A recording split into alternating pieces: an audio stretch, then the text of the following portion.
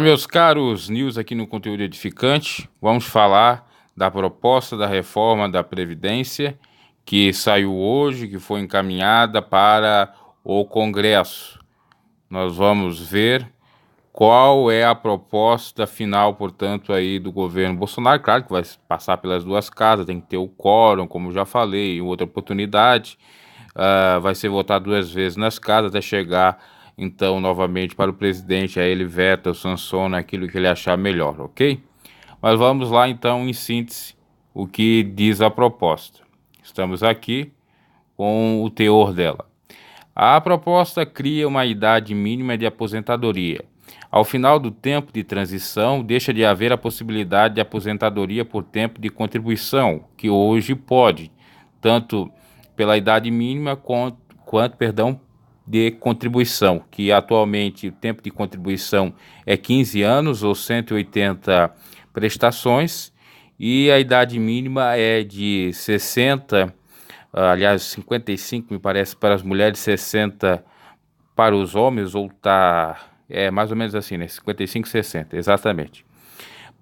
No entanto, nessa nova configuração, para as mulheres, a idade mínima de aposentadoria será de 62 anos e para os homens de 65. Beneficiários terão que contribuir por no mínimo 20 anos, que outrora era 15, ou seja, acaba o 15 anos, passa para 20, as 180 prestações, então vão aumentar para mais aí 36 parcela ou prestações, que daria um montante de 216. Essa idade mínima vai subir a partir de 2024 e daí em diante, a cada 4 anos, levando em consideração a expectativa de sobrevida, melhor dizendo, do brasileiro. Isso vai, vamos dizer assim, gradualmente até aumentando a idade. Por isso que se diz que a transição é de 12 anos, até 2031. Regra de transição. Segundo o texto, haverá 3 regras de transição para aposentadoria por tempo de contribuição para o setor privado e INSS. O trabalhador poderá optar pela forma mais vantajosa. Uma outra regra de transição será implementada para o RPPS, servidores públicos. Primeira transição. Tempo de contribuição mais idade. A regra é semelhante à forma atual para pedir aposentadoria integral. A forma 8696. O trabalhador deverá alcançar uma pontuação que resulta da soma de sua idade mais o tempo de contribuição. Para homens, essa pontuação é de 96 hoje, né? E para as mulheres de 86, respeitando um mínimo de 35 anos de contribuição para eles e 30 para elas. A transição prevê um aumento de 1 ponto a cada ano para homens, e ela deve alcançar 105 pontos em 2028.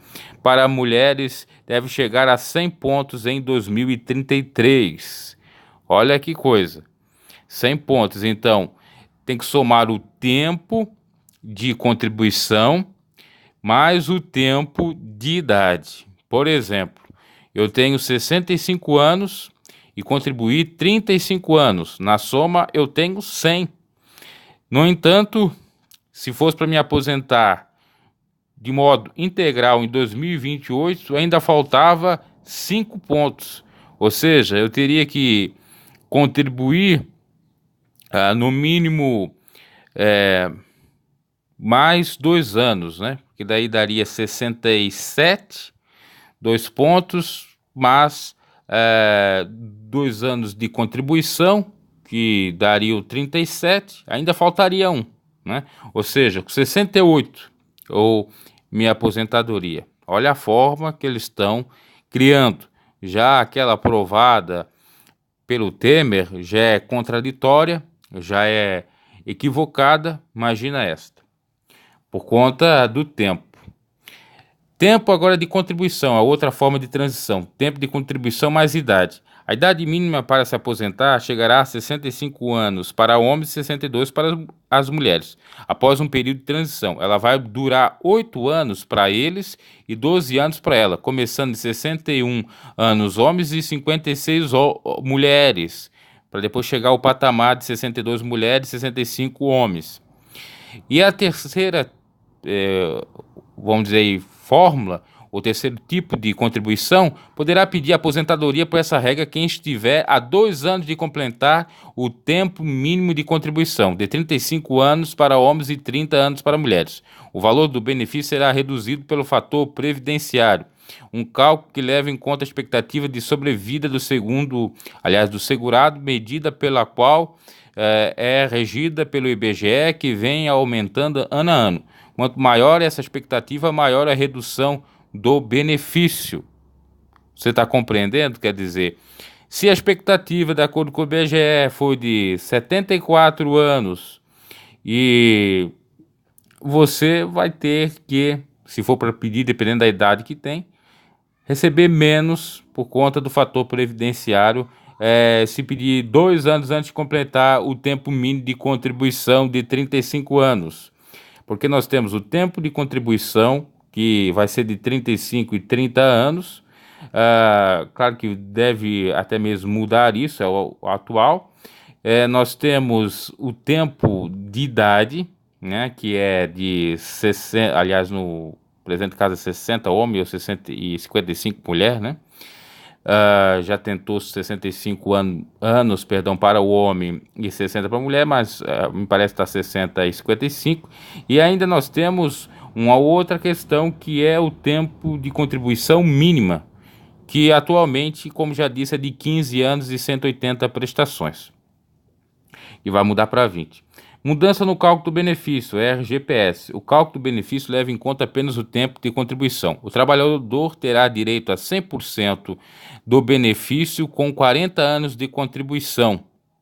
Olha só, o cálculo do benefício leva em conta o tempo de contribuição. O trabalhador terá direito ao benefício total com 40 anos de contribuição, coisa essa que é com 30 ou 35, 30 para a mulher, 35 hoje. Com 20 anos de contribuição, o mínimo para os trabalhadores privados do regime geral, o benefício será de 60%.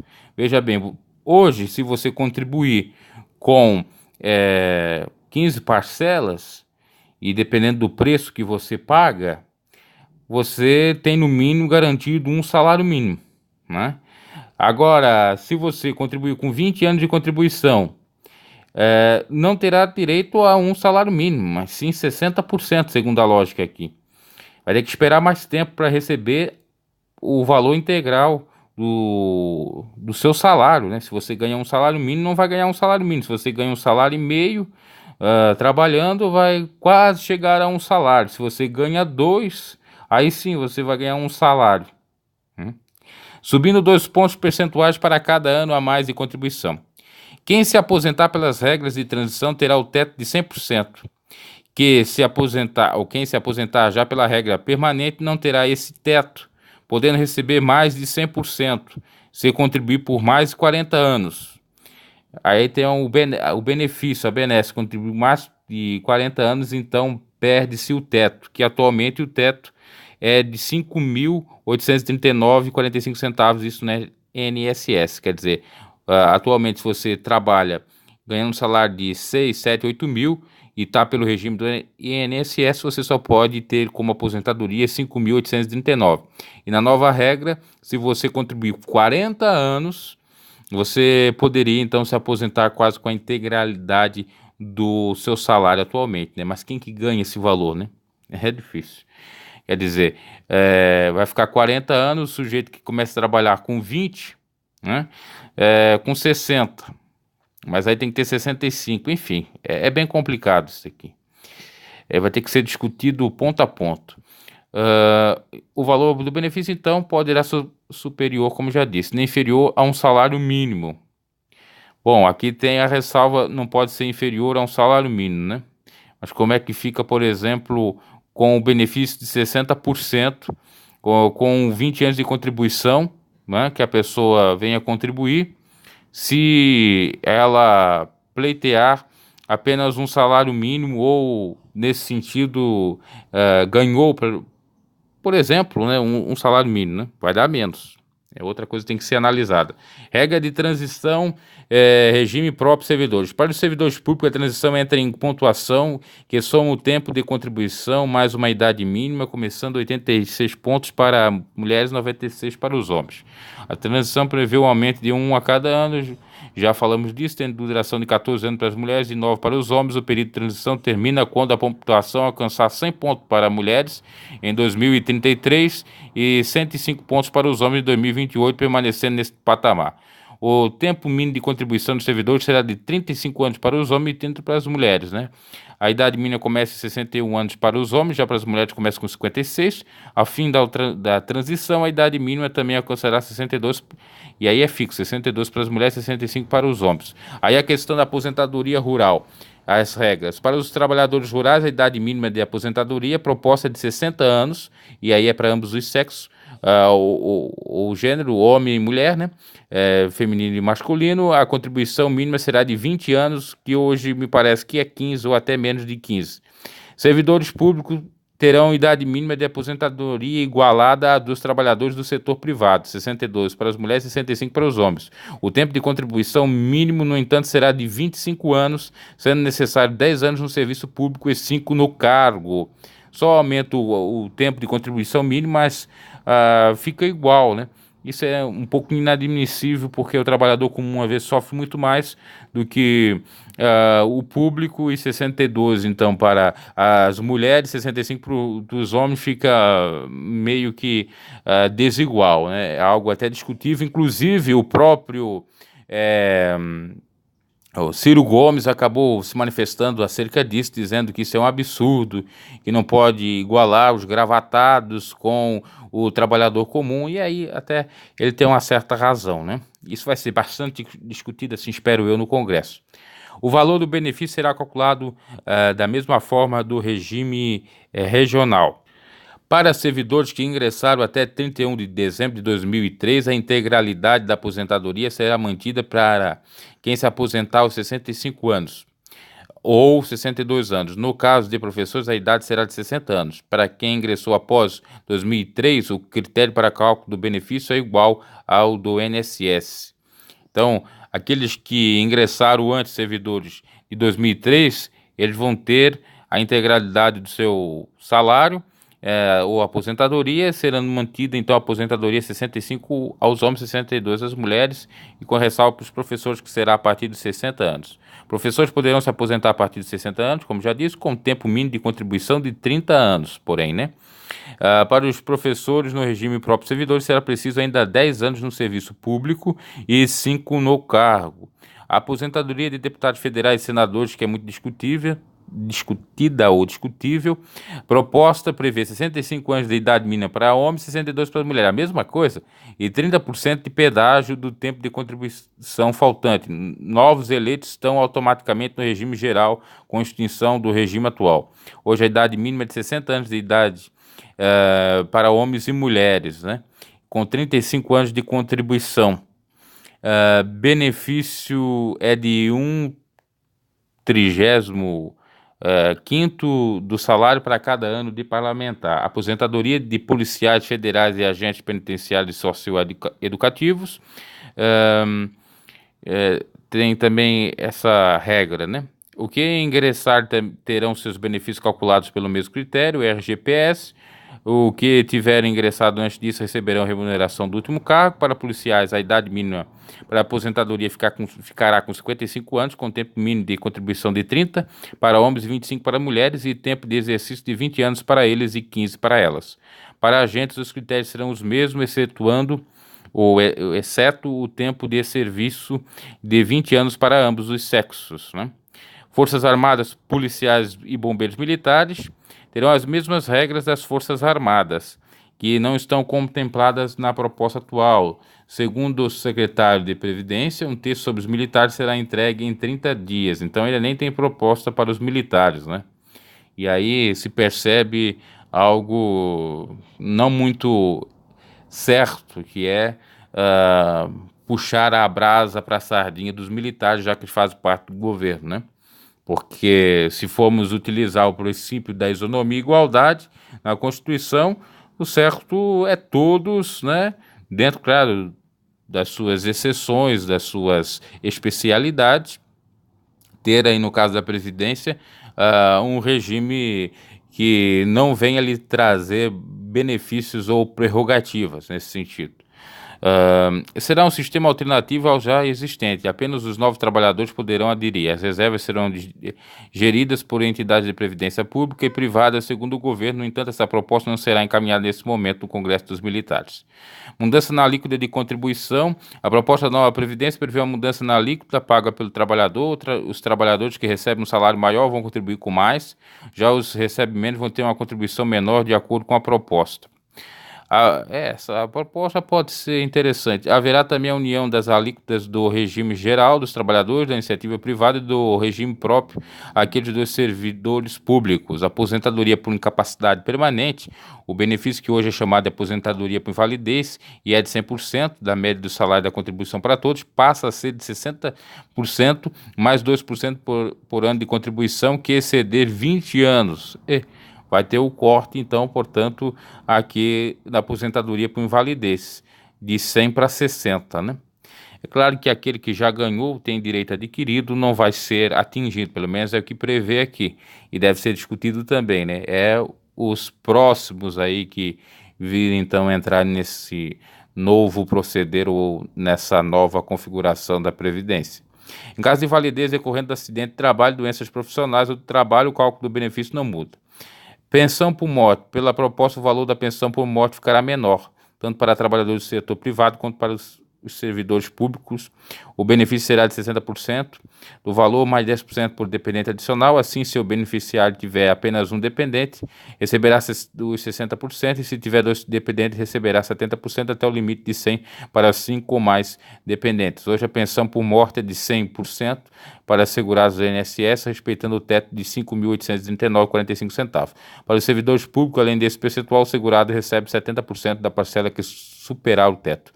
Em caso de morte por acidente de trabalho, doenças profissionais de trabalho, a taxa de reposição do benefício será de 100% segundo a proposta.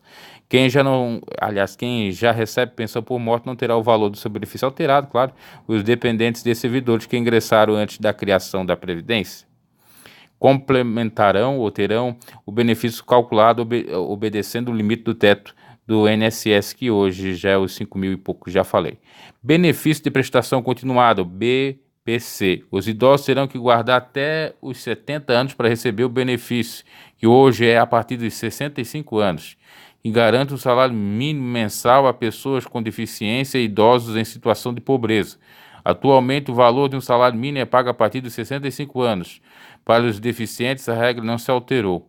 Mas o governo propõe também um pagamento de um valor de R$ 400 a partir dos 60 anos de idade. Pela proposta, permanece a exigência de que os beneficiários tenham renda mensal per capita de 1/4 do salário mínimo e determina também que tem um patrimônio inferior a R$ 98 mil, que seria aí o patamar da Minha Casa Minha Vida.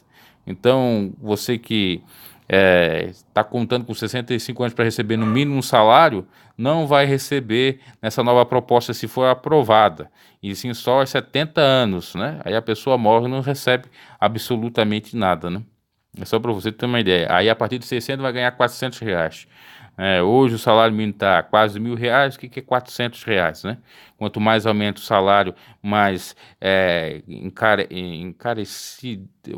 encarece, né? Ou fica caro as coisas, né? Tem o efeito da inflação, etc. Como é que o sujeito vai viver se tiver um custo de vida muito maior, já que por conta, como já disse, do aumento do salário mínimo, aumenta-se tudo. Limite de acumulação de benefícios. Hoje não há limite para acumulação de diferentes benefícios. A proposta prevê que o beneficiário passará a receber 100% do benefício de valor maior, somando a um percentual da soma dos demais. Esse percentual será de 80% para benefícios até um salário mínimo, 60% para um de 2 salários mínimos, 40% entre 2 e 3, 20% entre 3 e 4 e 0 para benefícios acima de 4 salários mínimos. Aqui é interessante, né? Não há limite para acumulação de diferentes benefícios. A proposta prevê que o beneficiário passará a receber 100% do benefício de maior valor, somando ao percentual dos demais, né? Hoje, por exemplo, atualmente, melhor dizendo, se pode aposentar aí de várias maneiras, né? Ou ter várias aposentadorias e de modo até integral. E, segundo a regra, só poderá ter uma de modo integral, perdão, e é de maior valor, e outras que tiver vai ser com relação a porcento, né? Se for uma, ó, esse percentual será de 80% para o beneficiário que é até um salário mínimo, e se receber mais de 4 salários mínimos, né, na sua aposentadoria maior, então não terá esse benefício acima, né? Entre 3 e 4 ainda terá 20%. Ficarão fora da regra a acumulação da aposentadoria prevista em lei, médicos, os médicos podem acumular, professores, aposentadorias do regime próprio das Forças Armadas com regime geral, multa de 40% do fundo de garantia. A proposta do governo também prevê que o empregador não será mais obrigado a pagar a multa de 40% sobre o saldo do Fundo de Garantia, o FGTS, quando o empregador já estiver aposentado pela Previdência Social. As empresas também não terão mais que recolher o Fundo de Garantia dos empregados já aposentados. Algumas coisas interessantes e boas. Agora, realmente, aumentar a idade do sujeito ter que trabalhar mais, o necessitado e até o deficiente, para ganhar um salário mínimo, ter que ficar mais de 5 anos, né? Porque o atual é 65, mais 5 anos, isso para homem e para mulheres, né? O benefício, então, para aquele que é idoso, realmente é complicado.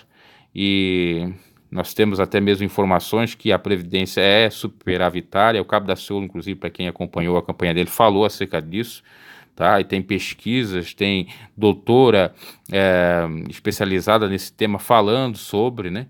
Tem até aquela questão da DRU, né, que teria desviado uma série de verbas da própria Previdência. Eu vou trazer isso numa outra oportunidade falando acerca disso, até ver se eu consigo aí fazer uma live falando acerca destas questões, tá? Abraço, dê o seu like, comente, e em tese é isso que nós temos para ser votado no Congresso, tá?